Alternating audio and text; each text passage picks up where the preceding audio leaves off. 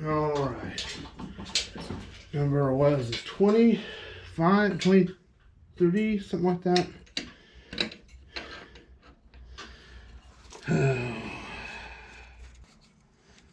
Let's go ahead and get this on here and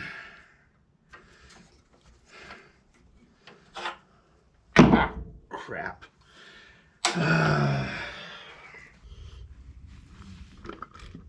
Oh, I think I found it. Yikes! Oh, crap. He's got a friend and he's winged. Yeah, I am done for the day. Yep, see ya.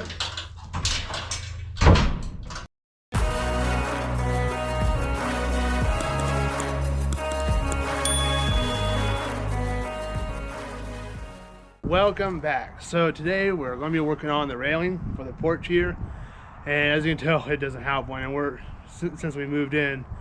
So going to be putting in using the pre-existing slots, and I'll be making the spindles and everything for them. And my new neighbors probably think I'm crazy, so seeing me video. But we'll go ahead and get this set up. We'll be using 2x6s treated for everything, or almost everything. 2x4s down low, and I'll be turning the spindles, cutting those down as well, and turning them. So, hope you guys enjoy. Well, never have done a voiceover before, so we'll go ahead and give this a try. So, whenever I was doing this up, I was originally intending on, which I still did, put it in the original slots, and well, that proved to be a little bit more difficult than what I intended on. And after I got my measurements, I was intending on this to be sitting a little bit farther into the pillars. As you saw, I was measuring, but here is whenever I realized I got to start doing some more chipping on those holes on the slots because of some of the mortar. And I did a lot of coercion and chipping and different weights of hammer, and as you can see there, I am still trying to chip it, and spent probably too much time on this, and I even wound up having to trim it off as you see here, and wound up finding something that actually worked to be able to make this work. And even using the dead boil, it still took a while to do up, and like I said, spent way too much time dealing with it. And of course, have little John there helping me.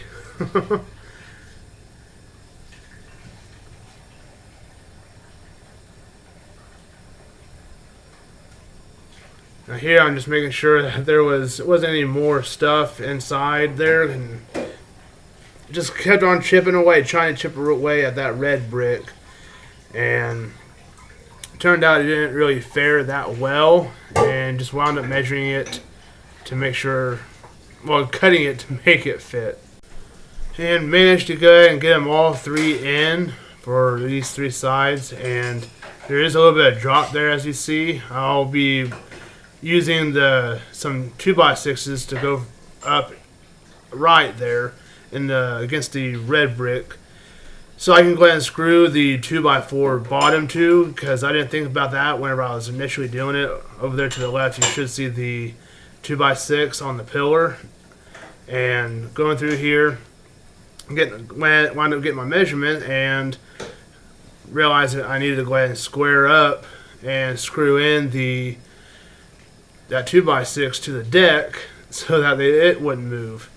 And having the 2x4 stiff in there has actually helped out quite a bit on making sure that everything just stayed in place, and wound up screwing it into of course the 2x6 and keeping it secure, and wound up trying to set the distance with the placement for the lower 2x4 so I can go ahead and use it for the spindles. So here I'm going ahead and cutting up for the upper bracing for the upper rail for the spindles, and here's a little bit of shop ASMR for you guys.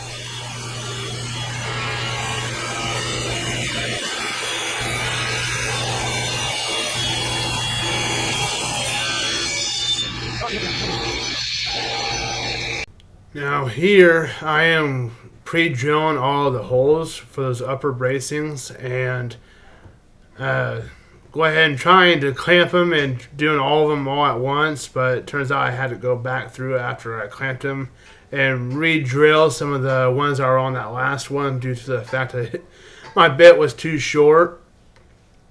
And I also went ahead and did a countersink on them as well. That way that the screw could go ahead and sit up in there a little bit better, and it wouldn't hinder or be in the way or look ugly by the time it was all said and done. And installation went pretty well after getting it realigned with the lower 2x4, so it wasn't terribly bad. Not as difficult as what I thought it was going to be, because it just seemed like it was going to be kind of hard to make sure everything was lined up. And here is where the story begins on the spindles. The length of time it took for me to do this was ridiculous. And wound up cutting them to 19.5, I believe, inches is what the total length of them were. Having to set up the table saw to 1.5 inches, since the lumber I bought was 1.5 inches squared. So it just makes it a little bit easier to turn them on the lathe. So let's go ahead and cut these down.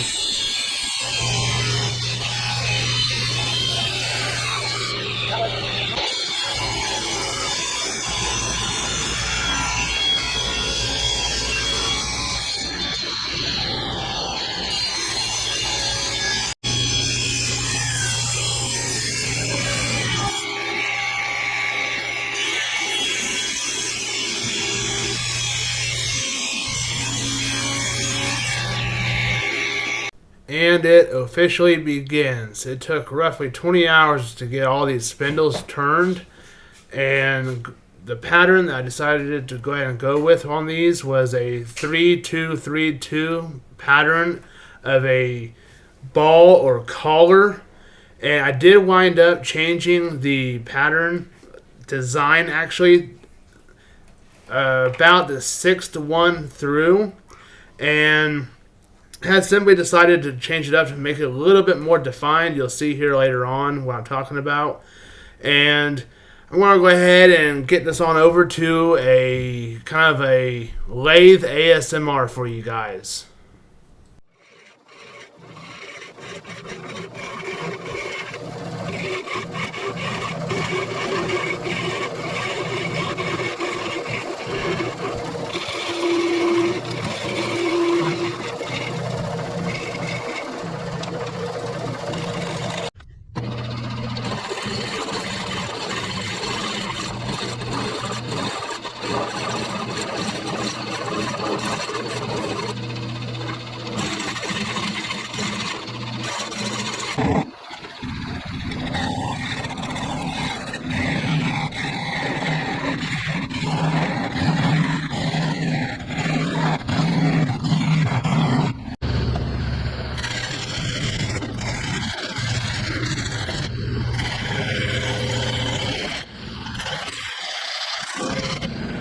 So with these spindles finally finished, and save you guys the time of having to watch me turn every single one of them, which I know would be very, very boring for you guys. I'm sure it's already boring at this point, listening to me talk and the equipment running. I just know it's boring.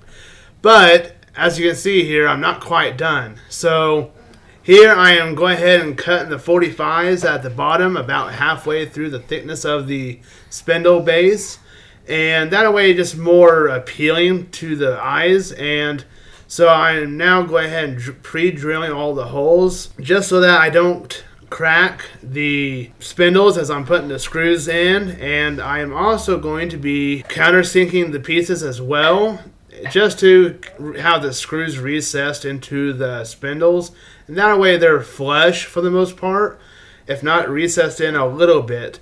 And it just makes it a little bit more appealing in that manner.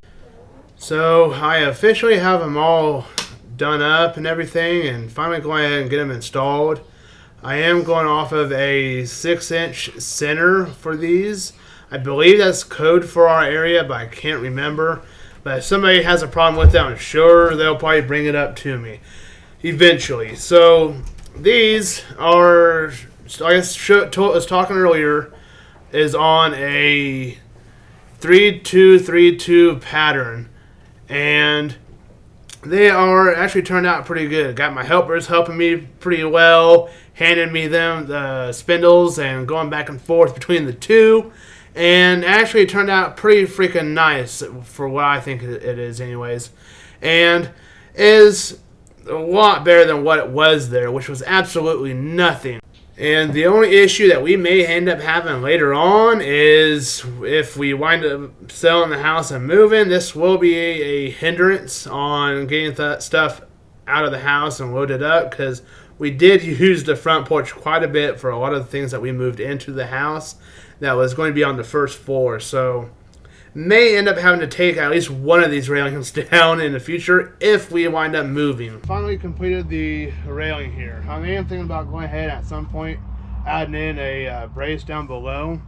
That way it doesn't flex as much down here. But other than that, this thing is completed, and I'm glad it's over. It has taken quite a long time to get these things turned, but Granted, they're not even the prettiest, but dadgummit, they're done, and I am the one that did it. So, we'll go ahead and wrap up the video for now. If you want to check out the other socials that we have, they'll be linked down in the description. Also, if you want, go ahead and check out the church's Facebook and YouTube. They'll be linked down there as well. And I'm going to go ahead and jump onto the video verse. So, a quick update. I wound up getting contacts, so I'm probably not going to be wearing glasses, at least very often anymore. And this is actually the day after I wrapped up the video. And so this video verse is going to be John chapter 1, verses 43 through 51. And it says, "The next day Jesus decided to leave for Galilee. He found Philip and told him, 'Follow me.' Now Philip was from Bethsaida, the hometown of Andrew and Peter. Philip found Nathanael and told him, 'We have found the one Moses wrote about in the law, and so did the prophets, Jesus, the son of Joseph, from Nazareth.' 'Can anything good come out of Nazareth?' Nathanael asked him. 'Come and see,' Philip answered. Then Jesus saw Nathanael coming toward him and said about him, 'Here truly is an Israelite in whom there is no deceit.' 'How do you know me?' Nathanael asked. 'Before Philip called you, when you were under the fig tree, I saw you,' Jesus answered. 'Rabbi,' Nathanael replied, 'you are the Son of God. You are the King of Israel.' Jesus responded to him, 'Do you believe because I told you I saw you under the fig tree? You will see greater things than this.' Then he said, 'Truly I tell you, you will see heaven opened and the angels of God ascending and descending on the Son of Man.'" And that's John chapter 1, verses 43 through 51. Thanks for watching, guys, and hope to see y'all in the next one.